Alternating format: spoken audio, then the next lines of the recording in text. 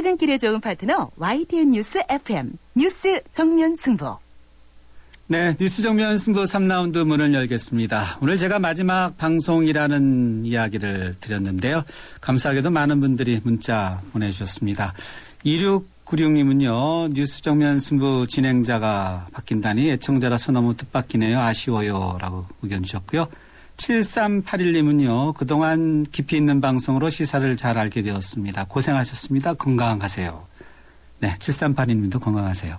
9561님은요. 김상우 씨 뉴스 해설이랑 진행 참 잘하시는데 오늘로 끝이라고 하니 아쉽고 섭섭합니다. 라고 이렇게 의견 주셨고요. 네, 제 후임자분이 더욱더 아주 잘하실 겁니다. 9868님은요. 매일같이 들었는데 오늘이 마지막이라니 너무 아쉽네요. 상투적이지 않은 친근한 옆집 아저씨 같은 뉴스 정면 승부 너무 좋았습니다. 라고 이렇게 의견 주셨는데요. 네, 저도 마지막이라고 하니까 아쉽습니다. 그러나 제 후임자분이 워낙 또 저보다도 더 옆집 아저씨처럼 훈훈한 분이시니까요. 저희 뉴스 정면 승부 계속해서 함께 해주시기 바랍니다. 그리고 오늘 금요 시사 퀴즈는요. 이런 거죠. 일본 정부가 위안부를 강제로 동원한 부분을 인정하고 사과한 내용을 담은 이 담화는 무엇일까요? 인데요. 보기 이렇습니다. 조금 헷갈리는데요. 잘 들으세요. 1번 고무 담화, 2번 고뇌 담화, 3번 고부 담화, 4번 고노 담화입니다. 정답을 아시는 분들은요. 휴대전화 우물정 0945번이나 그렇지 않으면은 스마트폰 애플리케이션 YTN 이름이 예스입니다. 예스에 있는 게시판에 정답 보내주시면 되겠는데요. 5쌍에게 뮤지컬 삼총사 티켓 드리겠습니다. 그리고 오늘 뉴스 정면 승부 yes or no는요. 교복값 이대로 좋습니까? 라는 질문으로 여러분과 함께하고 있는데요. 물론 이것도 선물 준비되었습니다. 보내주신 의견 살펴보죠. 8713님은요. yes, 딸이 중3인데 입학 때부터 지금까지 잘 입고 다니는 것 보면 처음엔 살짝 부담스러웠다라더러 기간을 생각하면 비싸다고는 생각하지 않아요. 라고 이렇게 의견 주셨고요. 0219님은요. 교복 같은 메이커별로 가격이 다르더라고요. 이름 없는 곳에서 교복을 맞췄는데도 비싸서 깜짝 놀랐어요. 거품값을 빼고 담백한 가격으로 소비자들을 맞이해 주었으면 좋겠습니다. 라는 의견 보내주셨네요. 휴대전화 우물정 0945번으로 여러분의 의견 기다리고 있고요. 앞서 말씀드린 대로 스마트폰 애플리케이션 저희 예스에 있는 게시판에 남겨주셔도 되겠습니다. 선물 준비되어 있습니다. 잡지 구독권 6개월 그리고 영화 예매권 드리겠습니다. 정면 승부 3라운드 잠시 뒤 스포츠 뉴스 살펴보겠습니다. 눈부신 광채 피부 그 이상 새로 나온 블루밍 에센스 SK2의 새로운 발견 피부 내면의 촘촘히 빛을 채워 활짝 피어나는 피부 경험하세요. 새로운 블루밍 스킨 SK2 광대역 LTA는 LTE보다 3배 더 넓어져 빠빠빠 빨라졌네. 광대역 LTA 3배 시대 개막. 광대역 LTA 올레 3월 상용화 예정. 네, 피자헛입니다. 저기요, 고기 피자랑 새우 피자랑 뭐가 더 맛있어요? 둘 다 맛있습니다, 고객님. 그래도 뭐가 더 잘 나가요? 솔직하게. 둘 다 잘 나갑니다. 왜냐하면 더블 박스. 박스는 하나, 피자는 2가지. 25,000원. 1588-5588 피자헛 더블 박스 주세요.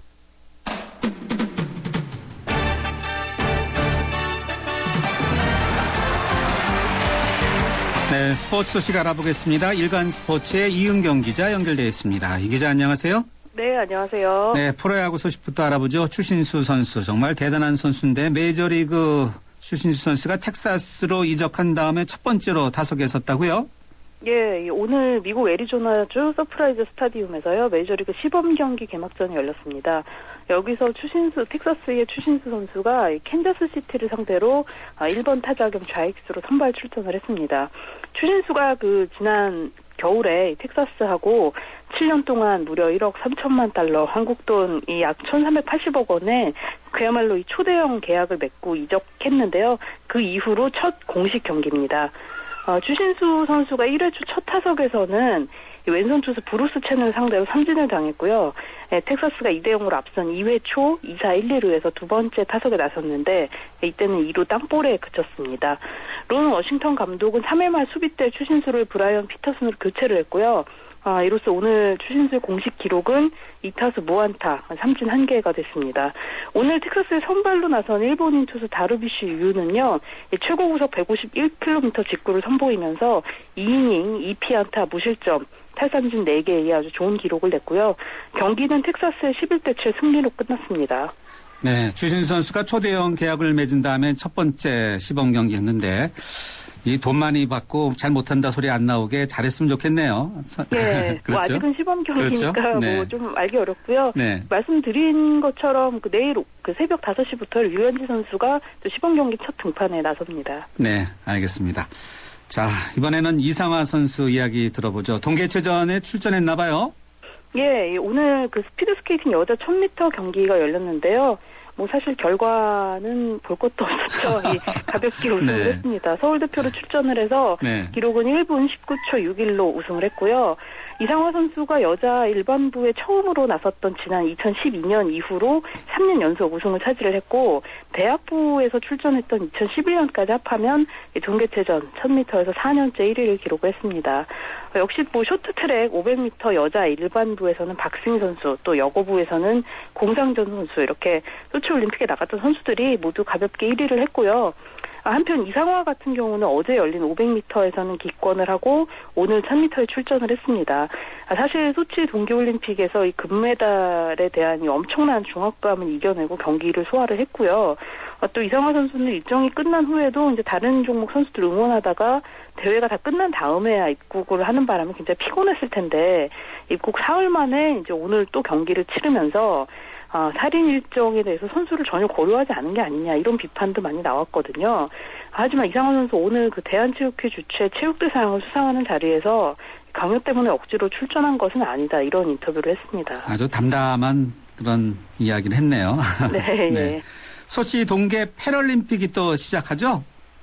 예, 이 대한장애인체육회가 2014 소치 동계 패럴림픽에 직계 참가하는 이 한국 선수단 57명이 3월 1일 바로 내일에 출국할 예정이라고 오늘 밝혔습니다. 스키 종목하고 휠체어 컬링 선수로 구성된 본진이 이제 내일 먼저 출국을 하고요. 현재 체코에서 전지훈련 중인 아이스 슬레지하키 대표팀이 전운지에서 곧바로 소치로 향합니다. 이번 소치 패럴림픽에 참가하는 한국 선수단 규모 역대 최대 규모라고 하고요.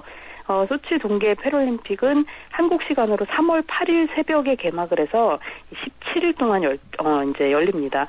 세계 50개국 692명이 참가할 예정인데 한국은 아이스 슬레지하키, 이 약간 작은 썰매 같은 거를 타고 하는 아이스 하키인데요. 이 종목하고 휠체어 컬링에서 굉장히 잘 알려지진 않았지만 강국입니다. 그래서 이 종목 메달을 기대하고 있고 뭐 아무래도 메달보다도 선수들의 좀 장애를 이겨낸 감동적인 스토리 지켜보는 것에 좀 더 큰 의미가 있는 그런 대회가 되겠습니다. 그렇죠. 바로 이 장애를 이겨내는 어떤 감동적인 스토리. 네, 많은 분들이 다 성원해 주셨으면 좋겠네요. 네. 네. 오늘 스포츠 소식 여기까지 듣겠습니다. 고맙습니다. 네, 감사합니다. 지금까지 일간 스포츠의 이은경 기자였습니다.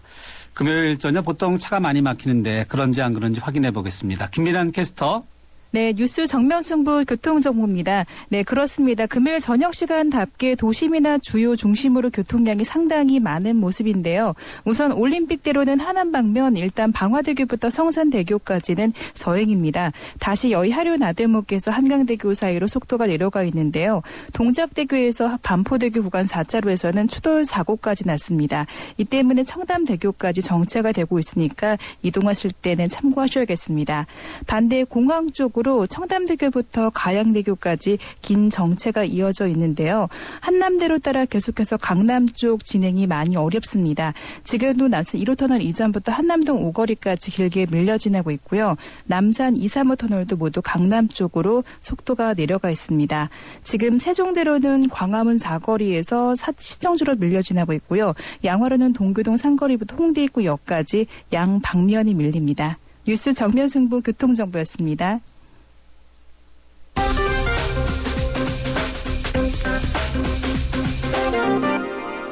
네, 경제뉴스 살펴보겠습니다. 머니투데이의 김태은 기자 연결되어 있습니다. 김 기자 안녕하세요.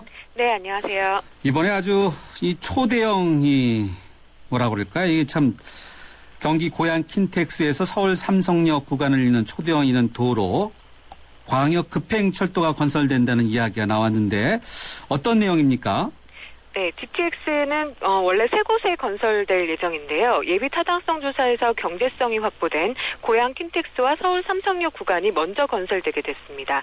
이 구간은 기존 전철을 이용하면 1시간 20분 정도가 걸리는 구간인데요. 광역 급행철도가 건설되면 20분대로 단축될 것으로 보입니다. 장거리 출퇴근자들의 부담이 줄어들고 승용차와 경쟁할 수 있어서 대중교통 활성화에 도움이 될 것으로 기대되고 있습니다.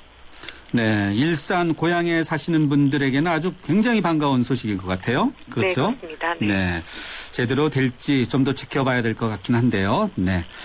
자, 다음은 삼성전자 이야기 들어보겠습니다. 정년을 60세로 연장하고 임금 피크제를 도입하기로 했다고 하는데 이게 정말 가능성이 어느 정도 있는 건지 궁금합니다.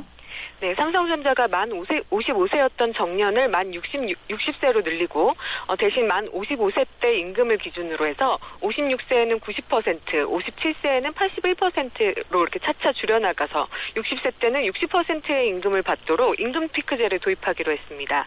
현재 10대 그룹 가운데 LG와 포스코, GS가 임금 피크제를 도입을 했고 또 SK와 두산과 한진도 도입을 검토하고 있습니다. 재계에는 임금 피크제가 정년 연장으로 인한 기업 경쟁력 약화를 최소화할 수 있는 대안으로 보고 있습니다. 여기에 국내 최대 기업 삼성전자가 임금 피크제를 도입함에 따라서 다른 기업들에서도 이 논의가 확산될 것으로 전망됩니다. 일부 전문가들은 또 이런 이야기를 하더라고요. 사실 뭐 삼성전자에서 55세, 60세까지 버틸 수가 있냐. 맞습니다. 사실상 이거 위명무실한 거 아니냐 이런 이야기들도 하는데 네. 좀 더 지켜봐야 되겠죠. 네. 네. 경기 회복세가 호전되고 있는 것으로 나타났다고요? 네, 한국은행이 발표한 2월 제조업 업황 경기 지수가 1월보다 2포인트 오른 78을 기록했습니다. 작년 10월에 81에서 1월까지 계속 하락하는 추세였는데 넉 달 만에 회복세를 보였습니다. 기업 규모별로는 대기업이 3포인트 오른 81이었는데 비해서 중소기업은 전달과 같은 74를 기록했습니다. 또 통계청 산업활동 동향에서는 1월 전 산업 생산이 전월 대비 1.4% 증가한 것으로 나타났습니다. 여기에 현우소 경제부총리가 경기 회복세가 모든 업종으로 확산되고 있다 이렇게 오늘 말했습니다. 아주 기분 좋은 소식인데 정말 체감했으면 좋겠어요. 네. 자, 이 원전 고장 소식 들어보죠. 원전 고장 소식이 뭐 하도 많아갖고 이번엔 또 어디가 고장났습니까? 네, 전남 영광군에 있는 한빛 원자력 발전소 2호기가 오늘 오전에 가동을 멈췄습니다. 지진 발생 때 원자로 가동을 자동으로 중단시키는 설비 성능을 확인하는 시험 도중에 원자로가 정지했습니다. 한빛 2호기가 멈춰선 것은 작년 10월 30일 부실 정비 의혹으로 가동을 중단했다가 11월 19일 재가동한 지 101일 만입니다. 현재 고장 원인을 조사 중이고요. 전력 수요가 이렇게 치솟는 그런 피크 시즌이 아니기 때문에 가동 중단에도 안정적인 전력 공급에는 문제가 없을 것으로 보입니다. 다행이네요. 네. 오늘 경제뉴스 여기까지 듣겠습니다. 고맙습니다. 감사합니다. 네, 머니투데이의 김태은 기자였습니다. 난 기다렸지 프로 설레는 맘으로 빛나지 이대로 멋지지 그대로 그 세상 속엔 나로 난 앞으로지 프로 라랄라라 세상의 프로가 되다. LG G 프로 2 침대는 과학이다. 침대과학 50년이 이룬 세계 최고 기술력. 배우던 나라에서 가르치는 나라로 우리 침대에서 자기 할 것이다. 전 세계인을. 에이스 침대. 웰메이드 가지요. 멋진 옷이 필요할 땐 웰메이드 가지요. 즐거운 곳 즐거운 옷 국민의 옷집으로 웰메이드 가지요. 국민의 옷집 웰메이드. 네, 마지막 방송이다 보니까 많은 분들이 계속해서 문자 보내주시고 계시는데요. 2738님은요. 아유, 제가 읽기 상당히 쑥스럽네요. 다정다감한 목소리에 정감 넘치는 진행 너무 좋았는데 마지막이라니 너무 서운합니다. 마음 같아서는 그냥 붙잡고 싶네요. 그래도 앞으로 YTN 라디오는 잘 듣겠습니다. 네, 꼭 그러셔야 됩니다. 네. 제 후임자분이 정말 괜찮으시고 또 정말 훈훈한 이웃집 아저씨 같지만 분석도 잘하십니다. 0319님은요. 마음 편안하게 해주시던 음성 오늘로 마지막이라니 아쉽습니다. 그동안 감사했습니다. 이렇게 의견 주셨고요. 이외에도 많은 분들이 문자 보내주셨는데 방송에서 다 읽어드리지 못해도 한 분 한 분 정말 감사드리고요. 제가 꼭 방송 끝나고 더 확인해 보겠습니다. 정말 감사합니다. 그리고 오늘 금요 시사 퀴즈는요. 일본 정부가 위안부를 강제로 동원한 부분을 인정하고 사과한 내용을 담은 이 담화는 무엇일까요? 인데요. 보기 잘 들으셔야 됩니다. 이름이 좀 이렇게 발음이 좀 헷갈려요. 네. 1번 고무 담화, 2번 고뇌 담화, 3번 고부 담화, 4번 고노 담화입니다. 정답을 아시는 분들은요. 휴대전화 우물정 0945번이나 YTN 애플리케이션 예스에 있는 게시판에 남겨주시면 되겠습니다. 5분 뽑아서 뮤지컬 삼총사 티켓 드리겠습니다. 그리고 오늘 예스 오너는요. 교복값 이대로 좋습니까? 라는 질문으로 여러분과 함께하고 있는데요. 보내주신 의견 살펴보죠. 8291님은요. 예스 단체 구매로 사면 원래 금액보다 조금 싸게 살 수 있더라고요. 한번 사두면 몇 년 입는 거니까 그 정도면 괜찮지요. 그렇죠. 요즘 단체 구매하면은 싼 곳이 상당히 많습니다. 8265님은요. 노입니다. 저는 세탁소를 35년째 운영하고 있는데요. 교복 세탁업자로서 항상 안타까웠습니다. 상의나 바지를 자율화하는 것이 옳은 듯 싶습니다. 자율화하면은 교복값 걱정도 안 하고 학생들도 창의적으로 자신을 표현할 수 있겠지요. 표현의 자유를 존중해야 한다고 봅니다. 8265님, 그렇죠. 네. 맞습니다. 네. 휴대전화 우물정 0945번으로 또 다른 의견 갖고 계신 분들 의견 주십시오. 서양 고전음악을 완성시킨 천재 작곡가 악성 베토벤. 그의 음악적 잠재력을 일깨워준 사람은 스승인 크리스티안 네페 선생님이었습니다. 네페 선생님은 지루한 이론과 반복적인 연습을 강요하지 않았습니다. 이탈리아와 프랑스, 독일의 유명한 오페라를 감상할 기회를 마련했고 어린 베토벤이 음악에 대해 더 깊이 느끼고 생각할 수 있도록 이끌었습니다. 가르치는 것이 아니라 깨우치는 교육, 아이들의 잠재력을 활짝 꽃피우는 우리 교육의 희망입니다. 이 캠페인은 I am the key, 눈높이 대교와 함께합니다.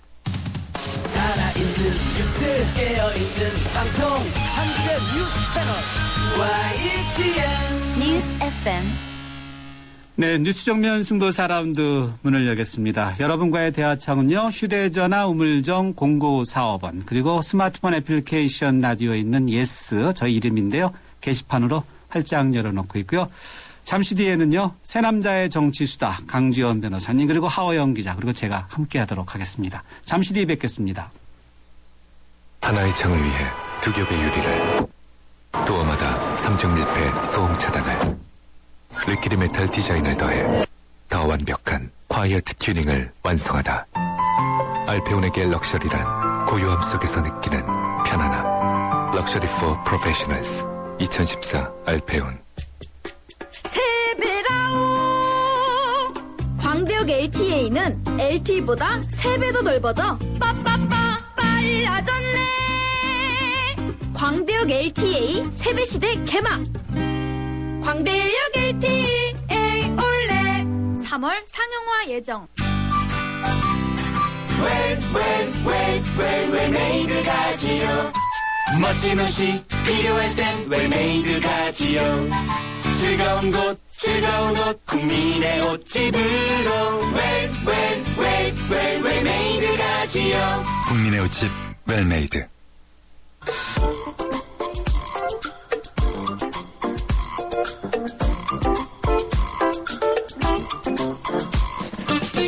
세 남자가 만났다. 세 남자의 정치 수다. 네, 대한민국 국민이라면 특히 남성분들 정치 이야기 많이 하지 않습니까? 한 주간 정치권 뉴스를 살펴보고 다음 주 정치권도 전망해보는 시간. 저희 뉴스 정면 승부 최고 인기 코너죠. 새 남자와 함께하는 정치 수다 시간입니다. 청취자분들도요. 지금 불금이죠. 불타는 금일 혹시 이 술자리에서 정치 이야기 하기 전에 저희들과 함께 하신 다음에 가시면 어떨까 생각됩니다.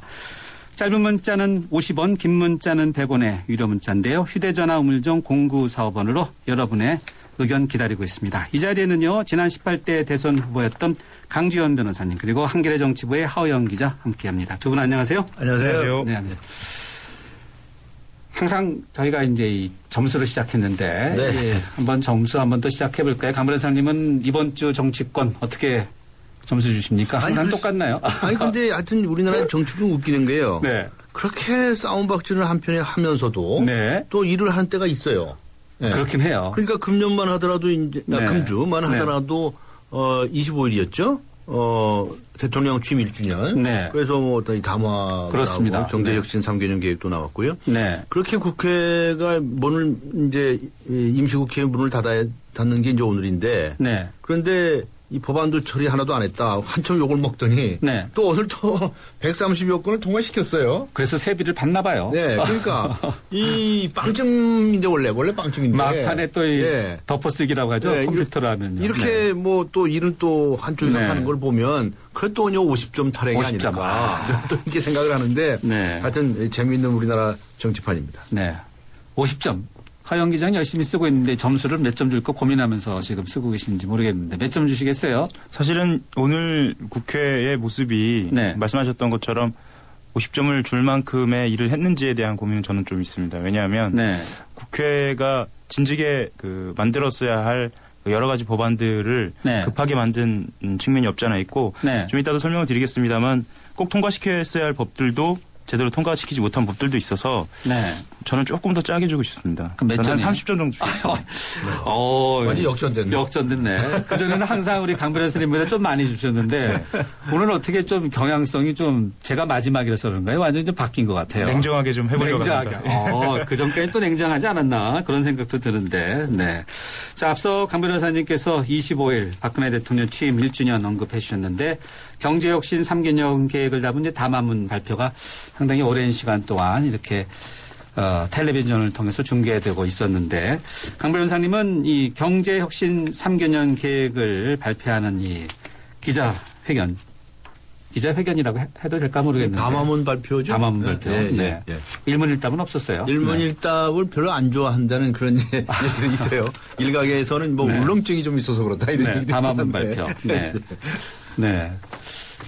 담화문은 또 사실 좀 성격은 다르지 않을까 예, 생각이 그렇죠. 들어요. 예. 네. 혁신 계획을 발표한 거죠. 네. 변호사님께서는 이 내용을 보면 그래도 또 제가 보니까 이 외국 언론들을 보면은 또 아시아와 세계 다른 지역의 성장 모델이 될 수 있다. 이런 월스트리트 저널에 이런 평가도 있습니다. 또 그러면서 또 이 경제혁신 3개년 계획이 아베노미스, 이웃나라 일본의 정책인데 내용에서는 닮은 면이 있지만 실행력 측면에서는 한국의 정책이 앞선다라고 이렇게 또 비교해서 또 한국의 정책이 좀 더 낫다 이렇게 평가를 했는데 변호사님께서는 전체적으로 이렇게 좀 어떻게 보셨는지 여야는 평가는 상당히 엇갈렸어요. 네. 근데 경제혁신 3개년 계획이니까 네. 3년 후에 우리나라의 경제에 관해서 그림을 제시해 줬다 이렇게 볼 수가 있겠죠. 물론이죠. 이제 네. 4% 성장률을 달성하겠다는 것이고 네. 70% 고용률 그리고 이제 4만 달러 시대에 들어가겠다는 거 아니겠습니까? 474 그렇죠. 이렇게 기억되는 거죠. 네. 그러니까 이제 그런 뭐 상당히 그 기대를 할 수 있는 그런 내용이 포함되어 있다 이렇게 얘기할 수 있고 네. 또 다른 한편에서는 이제 뭐 기초 체질을 좀 강화해야 된단 말이죠. 네. 특히 이제 내수에 역점을 두겠다라고 하는 점에서는 저하고 견해가 같아요. 그동안 우리가 근본. 예, 네. 내수. 네. 이 수출 위주의 대기업 중심의 경제 성장 때문에 네. 양극화가 점점 심해져 왔었고요. 그런 지적이 많았죠. 예, 네. 그런데 내수가 이제 빈곤하기 때문에 예. 이게 이제 선순환이 되지 않았던 그런 측면이 있지 않습니까? 네. 그래서 그런 점에 있어서는 이제 이 강조점에 있어서 동의하는 점이 있습니다. 네. 그런데 반면에 예를 들어서 이번에 이제 언급이 들어가긴 들어갔어요. 경제 민주화라든가 말 이런 거는. 네. 좀 약했다는 지적도 만만치는 않아요. 그렇죠. 네. 그러니까 대선 때는 사실은 엄청나게 이 복지 경제 민주화 강조했었거든요. 그렇죠. 네. 네. 그래서 새누리당이 왜 갑자기 이렇게 좌클릭하냐. 뭐 이런 얘기도 네. 있고. 네. 그런데 이게 뭐 선거 때 얘기 끝난 거 아니냐라고 해서 네. 이제 집권 후에는 비판이 있었는데. 네. 하여튼 민주화가 들어가긴 들어갔지만. 네. 그거 좀 약하다. 이런 이제 얘기들이 나오고요. 네. 그래서 부분적으로 이제 얘기할 시간이 없지만 어쨌든 간에 어떤 이 내용을 공개해 준 것은 네. 이제 다행스럽다. 네. 그러나 정말 이제 이 공기업 개혁을 포함을 해서 과연 네. 어느 정도 이게 실천이 될 수 있을지 예. 좀 지켜봐야 할 문제가 아닌가 싶습니다. 네. 지금 이제 경제민주화 부분 언급해 주셨는데 당시 새누리당 이제 대선 과정에서 이제 이것을 주도했던 분 이제 김종인 국민행복추진위원장 아니겠습니까? 네. 내일 독일로 출국해서 3개월 동안 독일에 머문다. 뭐 이런 소식도 좀 들어와 있어요. 하 기자. 네. 자, 이 대통령의 경제혁신 3개년 계획 이 발표. 이 언론이 상당히 크게 많이 보도했죠. 그리고 계속해서 후속 보도 조치가 무엇인지 계속해서 나오고 있지 않습니까? 네. 특히 이제 주택 관련 보도들도 많은데. 네. 한겨레 신문 또는 이 기자들 입장에서는 참 기사가 쏟아지면 좀 피곤하죠. 사실 굉장히 중요하죠. 중요하죠. 네, 굉장히 중요하고 이번에 또 그 직접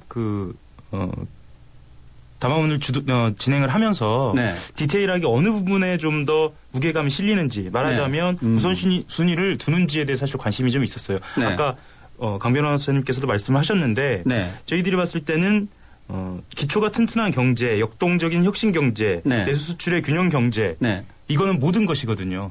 아, 경제의 모든 거. 당연한 네. 거죠. 혁신을 예. 하니까. 근데 사실은 중요한 것은 네.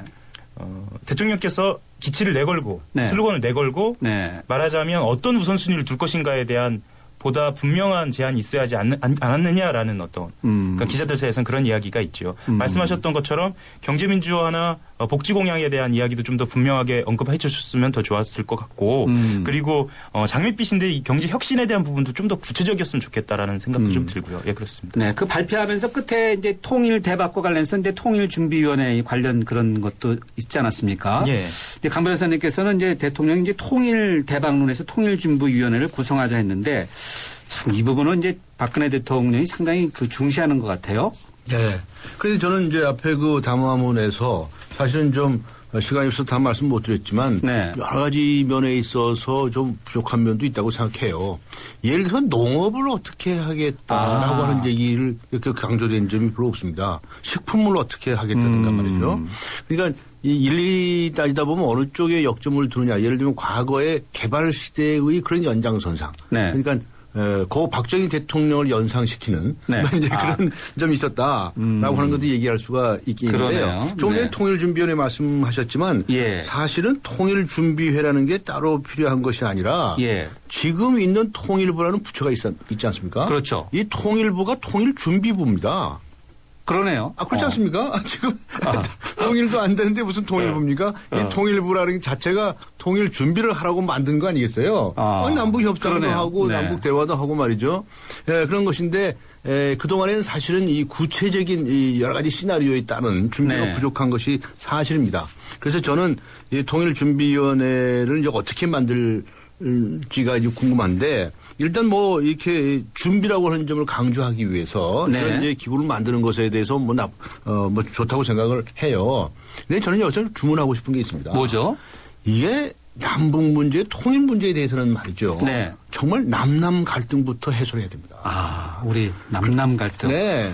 그래서 적어도 북한 문제에 관해서는 네. 우리가 내부적으로 하나의 목소리가 나가고 또 하나의 목소리를 찾기 위한 노력을 해야 돼요. 그래서 네. 이거 대타협위원회라고 그러는데 이 통일준비위원회가 정말 대타협위원회가 될 수 없을까 그렇게 주문을 해보고 싶습니다. 네. 하 기자. 네. 지금 강 변호사님 이야기를 들어보니까 저도 통일부가 있긴 있는데 왜 그랬을까 이제 고개를 좀 끄덕거리는 면이 좀 있어요. 네. 통일부 입장에서는 좀 섭섭하거나 그런 반응은 없나요? 섭섭이 아니고요. 네. 패닉이죠. 아, 패닉. 예, 완전 지금 패닉의 상태인데 네. 사실 통일부가 사전에 몰랐던 것으로 알려져 있어요. 모르다고요? 예, 예. 왜 모르죠? 그래서 통일부 내부에서는 네.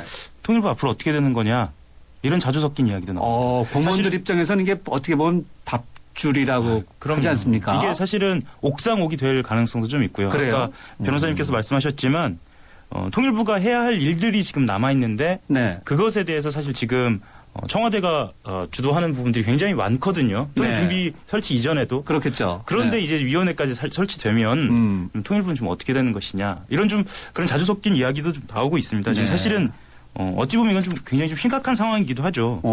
그리고 이제 통일부 같은 경우에는 내부적인 이야기를 조금만 더 드리면은요. 네. 남북 대화 실무 준비 뭐 네. 이런 거나 하고 네. 대북 정책 홍보기관으로 전락하는 거 아니냐라는 홍보기관으로? 얘기가 나와요. 예. 그래서 사실은 좀 내부적으로는 좀 정리가 좀 필요한 상황인 것 같습니다. 그러면은 이제 통일준비위원회의 대변인격이 통일부다 이런 좀 격을 낮춰주는 분위기가 올까봐 통일부 공무원들은 좀 패닉 상태다. 제가 보기엔 그렇게 되지 않을 겁니다. 아니다. 변호사님께서는 기구가 생기면 네. 서로 이제 업무를 서로 분담을 하게 될 텐데 제가 말씀드린 것처럼 네. 통일준비위원회라고 하는 것이 네. 통일 문제에 관한 남한 쪽에 네. 대타협위원회가 되려고 한다면 예를 들어서 진보적인 개혁적인 네. 또 좌파적인 인사들 네. 또 지금 이제 우익 정부고 저 보수 정권이니까 그런 반대편에 서 있던 분들을 다 포괄을 하는 아까 바로 대타협이라는 그런 뜻이네요. 대타협의 위원회 같은 것을 구성하면 여기서 실무적인 일까지는 과연 맡아서 할까? 통일부에서 하기 어렵다는 거죠. 결국은 통일부로 갈 거다. 전문가들이 모여있는. 통일부는 공무원 조직이거든요. 그렇죠. 위원회라고 하는 것이 그냥 공무원 조직인지 아니면 정말 각계 인사들이 광범위하게 참여하는 지금 담화물도 그렇게 나와 있어요. 시민사회단체까지 참여하는 그런 위원회를 만들겠다고 했으니까 그런 논란에 대해서는 이제 너무 걱정하는 것보다 오히려 우리가 이런 주문했으면 좋겠어요. 대타협위원회를 만드세요. 대타협을 해서 한 가지 목소리 나가야지 정권 바뀔 때마다 뭐 퍼졌다가 안 퍼졌다니 뭐 이런 얘기나 했었고 말이죠. 뭐 경직이니 아니니 이런 얘기 나오는 거 이게 안 좋지 않습니까? 그러면 정면승부가 이름 한번 만들어 볼까요? 통일 대타협준비위원회. 멋있습니다. 아주 멋있습니다. 여기다 이렇게 딱 까케페 딱 넣어서 두면 되겠네요. 네. 자, 청취자분 의견 같이 하면서 다음 주제 넘어가 보죠. 3311님은요. 새남자의 정치수다 일주일 동안 기다렸습니다. 감사합니다. 그런데 진행자 김상훈 씨가 빠지면 다음 주부터는 어떻게 되나요? 새남자의 수다 계속 들을 수 있나요? 너무 아쉽네요. 기다리십시오. 다음 주 어떻게 되는지 궁금하신 거 한번 뚜껑을 열어보면 압니다. 1033님은요. 매주 애청하고 있는 취업준비생입니다. 이해가 안 가는 것이 있는데요. 선거 때 공천 없앤다고 지난 대선 때 분명 그랬잖아요. 그랬었죠. 그런데 왜 다들 그걸 가지고 왈가불가하고 있는지 모르겠네요. 정치권에서는 왜 자꾸 기초 공천제니 상향식 공천이 어려운 말만 자꾸 만들어내고 있나요? 근데 자, 이 1034님의 이야기 우리가 한번 이어가 보죠. 기초선거 공천 폐지 문제. 강 변호사님. 이분 이야기가 좀 일리가 있지 않습니까? 네, 그렇습니다. 저는 뭐 기초공천 폐지하라는 것을 옛날부터 주장해온 사람이고 지난 그 대통령 선거 때도 양쪽 당이 공이 한쪽만 한 게 아닙니다. 다 이 선거 매니페스토로 제시를 했던 거거든요. 그럼 지켜야죠. 근데 왜 지금 가서 딴소리를 합니까? 이 점에 대해서 저는 새누리당에 대해서 강력하게 비판을 하고 이제라도 늦지 않았으니까 빨리 폐지하세요. 라고 얘기를 하고 싶고요. 또 덩달아서 민주당도 말이죠. 국회의원들은 이거 정말 폐지 안 했으면 하고 앉아 있거든요. 그렇죠. 그런데 작년 7월 달인가 전당원 투표까지 해가지고 폐지하려고 했거든요. 그래서 지금 또 민주당도 또 꼼수를 부리려고 하는데 그러지 마세요. 과감히 폐지하세요. 라고 저는 아주 강력하게 주장을 하고 싶습니다. 하 기자, 이것과 관련해서 보면은 안철수 의원이 이전에 본인의 어떤 정치인으로서의 행보와는 다르게 상당히 강공 행보라고 할까요? 그런 모습을 보이고 있어요. 아주 몰아치는 그 새누리당하고 이 민주당하고 왜 안 하냐. 심지어는 뭐 이런 말도 한 것 같아요. 제가 좀 찾아보니까 아이들이 배울까 걱정이다. 아이들이 배울까 걱정. 부끄러운 한국 정치의 자화성이다. 박근혜 대통령도 여기다 대통령에까지 언급을 했어요. 그렇죠. 정의롭지 못한 주장에 침묵으로 동조하고 있다. 안철수 의원이 이런 정도의 그 발언 수위를 한 적이 있었을까 저는 이렇게 좀 보고 있는데. 안철수 의원을 맡고 있는 야당 기자들의 이야기를 들어보면요. 확실히 좀 변했습니다. 그래요? 본인의 말에 어떤 구체성이나 그리고 강도에 굉장히 신경을 쓰고요. 단어의 구사까지. 그렇죠. 그래서 이제 본인이 뭐 간만 보는 그런 정치인으로 이제 자리매김해서는 안 된다라는 문제의식을 분명하게 하고 있는 거죠. 그러면은 그 새누리당이든지 그다음에 민주당 이쪽에서는 이제 공천 폐지 문제와 관련해서 뭐 속내라든지 반응은 어떻습니까? 제가 예전에 말씀을 한번 드린 것 같은데요. 국회의원들은 기초공천 폐지 안 하길 원하죠. 이유는? 이유는 사실은 더 깊은 속내도 있고 드러내고 이야기하는 부분도 있는데 먼저 드러내는 부분부터 말씀을 드리면 여성민 이제 장애인 등등 이전에 쿼터로 뽑았던 분들에 대해서 어떻게 해결을 할 것이냐에 대한 어떤 고민들 이런 고민들을 하고 있다라고 이야기를 하죠. 근데 속내를 들여다보면 사실은 첫 번째는 지역에서의 어떤 역할 그 자기들의 역량을 어떻게 펼칠 것인가에 대한 지역 정치의 문제 네. 사실 이것이 좀 있죠. 그래서 사실은 민주당이 기초공천 폐지를 하겠다라고 말을 했음에도 불구하고 못하는 이유는 네. 정말로 새누리당이 기초공천 폐지를 안 하고 네. 공천을 하고 네. 만약에 민주당이 기초공천 폐지를 한 순간에 네. 이렇게 가다가는 네. 정말 모든 기초 선거에서 패배할 수도 있다는 불안감도 있는 거죠. 민주당이요. 예. 민주당이 이제 그렇지 않아도 좀 지지율이 떨어져서 존재감이 좀 없는데 이러다가는 완전히 흔적도 없이 사라질 수 있다. 이런 불안감이 깔려 있다는 건가요? 그렇죠. 뭐 거기에 이제 안철수 의원은 일종의 기회를 잡았다라고 판단하고 있는 것 같습니다. 뭐 광주에서든 대전에서든 이 기초 선거 공천 폐지를 아주 강하게 얘기하고 있는 거죠. 네. 국회의원들은 또 이런 맛에 사는 것이 아닌가. 뭔가 이 공천이라는 어떤 권리. 강 변호사님이 예전에 공천과 관련해서 이런저런 뒷이야기를 많이 해주셨는데. 네. 그 정치는 뭐 이런 맛으로 하는 게 아니냐고 그렇게 말씀을 하시는데 네. 이런 맛으로 하면 됩니까? 안 되지. 제가 실수를 했네요. 정정하겠습니다. 정정하겠습니다. 혹시 그렇게 생각하시는 분이 있지 않을까? 이게 참 네. 정말 장당하는 사람들이 과거의 그 프레임으로 생각하면 네. 정말 골치 아플 겁니다. 왜냐하면 새누리당의 입장에서 보면은요. 네. 이번에 이제 지자체 의원이라든가 예. 지자체 장애 기초 이 단체의 경우에 출마하려고 하면 다 탈당을 해야 되거든요. 네. 갑자기 탈당 수가 막 늘어나는 거예요. 또 민주당도 마찬가지입니다. 그러니까 이제 그렇게 되면 이제 조직이 아주 흔들려 버린다라고 하는 것이거든요. 예. 근데 근본적으로 우리가 생각해야 할 것은 네. 이 지방자치에 있어서는 사실상 중앙당의 정치적인 이념적인 정책적인 영향이 미치는 경우가 거의 없다고 하는 점이 주목을 해야 됩니다. 아, 그래요? 각 시장 군수들이 말이죠. 무슨 네. 예산을 배분하고 어디 양로원에 가서 뭘 하고 어쩌고 여러 가지 사업을 하는데 예. 그건 거의 집행에 가까운 사업이고요.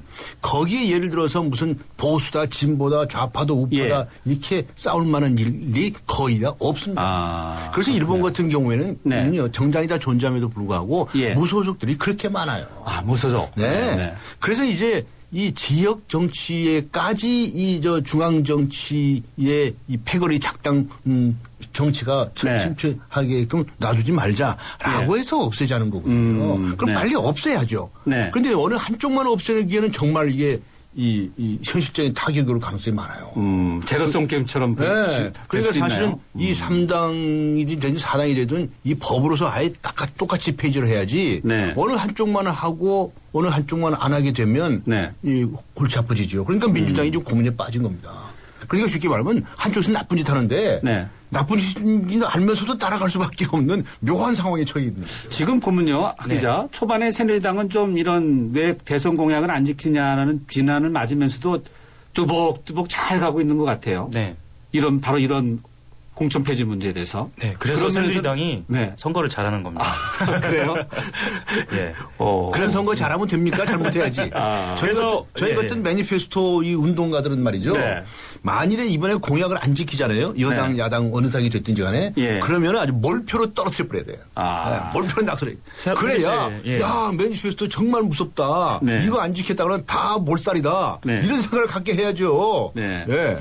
자, 국회의원들 그래도 일은 했습니다. 한꺼번에 100여 개 이상의 법안을 통과시켰다고 하는데 그 가운데 법안 보면은 이제 여러 가지 관심 있는 것들이 있는데 이제 상설 특검 또 국회 특별감찰관법이 있는데 이 감찰관법 중에서 보니까 지금 여러 가지 이야기는 있는데 이 국회의원은 감찰관 대상에서 빠졌다. 근데 위원 요소를 이유로 제외됐다고 하는데 한편에서 보면은 국회의원이 서로 여야는 자기들은 뺀 부분에 대해서 지적이 있는데 강 변호사는 어떻게 보세요? 이게 이제 정치 혁신입니까 이게?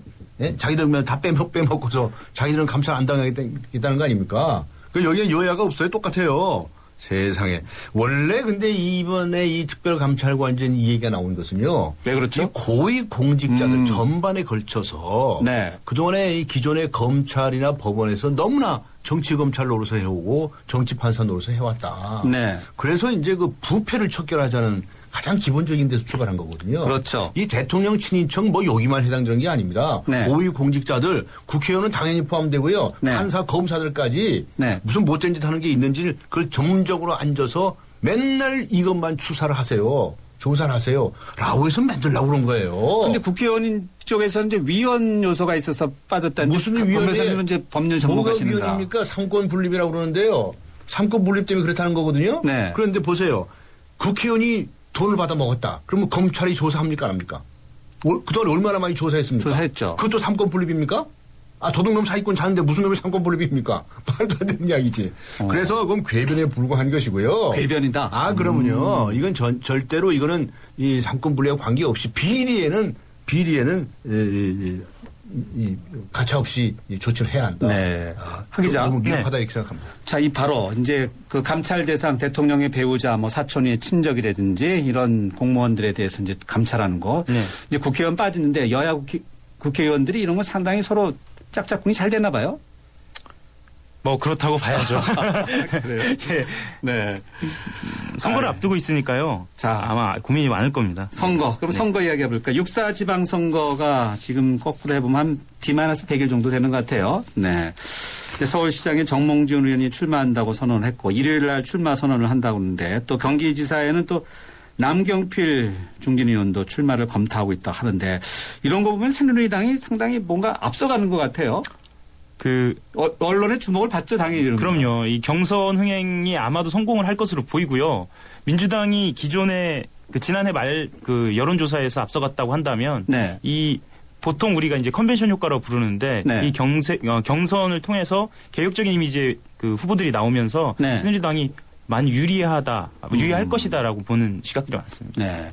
어떤 여론조사를 보니까 이 선거 관련해서 먼저 발표를 하면은 상당히 유리하다라는 그런 조사도 있더라고요. 실제 맞는지는 모르겠는데 강 변호사는 이제 6.4 지방선거 이렇게 현재 이렇게 막 이야기는 나오는데 강 변호사는 이제 정책은 없다라고 항상 좀 설명을 하셨는데 네. 여전히 같은 의견이신가요? 네, 제가 무슨 얘기를 할지를 벌써 다 알고서 말씀했는데 조금 전에 무슨 경선 흥행 효과니 컨벤션 효과니 이런 얘기 하잖아요.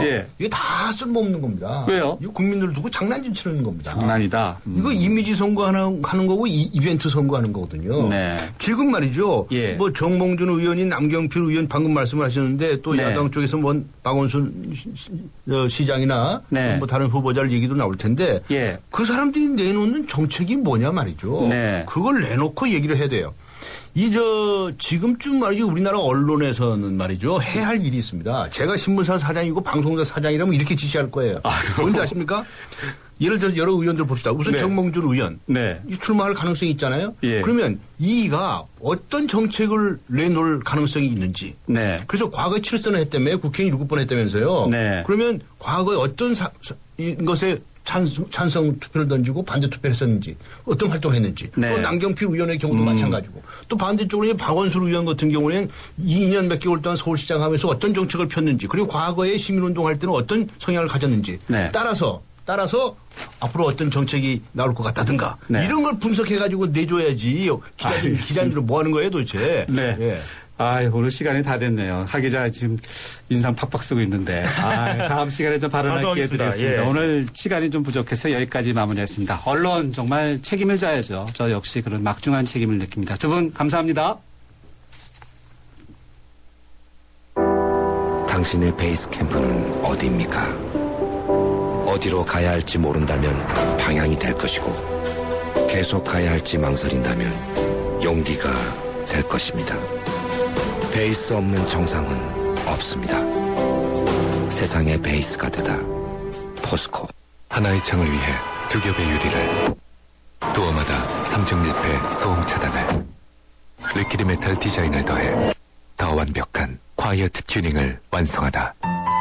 알페온에게 럭셔리란 고요함 속에서 느끼는 편안함. 럭셔리 for professionals 2014 알페온. 커피. 프림의 가장 많은 첨가물 카제인도. 두 번째 많은 첨가물 인산염도. 전혀 넣지 않은 대한민국 단 하나뿐인 커피. 좋은 커피란 이런 것. 커피를 바꾼 좋은 생각. French Cafe Cafe Mix Nouveau. 네, 피자헛입니다. 저기요. 고기 피자랑 새우 피자랑 뭐가 더 맛있어요? 둘 다 맛있습니다, 고객님. 그래도 뭐가 더 잘 나가요? 솔직하게. 둘 다 잘 나갑니다. 왜냐하면 더블 박스. 박스는 하나, 피자는 두 가지. 25,000원. 1588-5588 피자헛 더블 박스 주세요. 네, 마무리할 시간입니다. 오늘 금요 시사 퀴즈는요. 일본 정부가 위안부를 강제로 동원한 부분을 인정하고 사과한 내용을 담은 이 담화는 무엇일까요?가 질문이었습니다. 정답은 4번 고노 담화였습니다. 고노 담화였습니다. 정답 보내주신 분들 가운데 휴대전화 뒷자리 7904님, 8590님, 4461님, 3524님, 5456번님께 공연 선물 드리겠습니다. 그리고요, 오늘 뉴스정면 승부 예스 오 노에서는요, 교복값이죠. 교복값 이대로 좋습니까? 라는 질문으로 여러분들과 함께 했습니다. 제작진이 받은 문자 집계한 결과 예스 오 노의 비율이 5대5로 나타나서 의견이 팽팽하다는 결과가 나왔습니다. 네, 의견 보내신 분 가운데 5963번님께 선물 드리겠습니다. 제작진이 따로 연락드리고요. 의견 보내주신 많은 분들께 정말 감사드립니다. 그리고 오늘 뉴스 정면 승부를 마지막으로 저는 이 자리를 떠나게 되는데요. 헤어짐은 또 다른 만남을 기약하는 것이라고 생각하면서 아쉬움을 조금 달래려고 합니다. 지금까지 함께해 주신 청취자 여러분들께요. 정말 감사드리고요. 그리고 정말 감사드립니다. 2월 28일 금요일 정면 승부 여기까지 하겠습니다. 네. 프로듀서 신아람, 기술감독의 허중현, 장미진, 작가 정선인, 강혜은, 진행해줘 김상우였습니다. 함께해 주신 여러분 고맙습니다.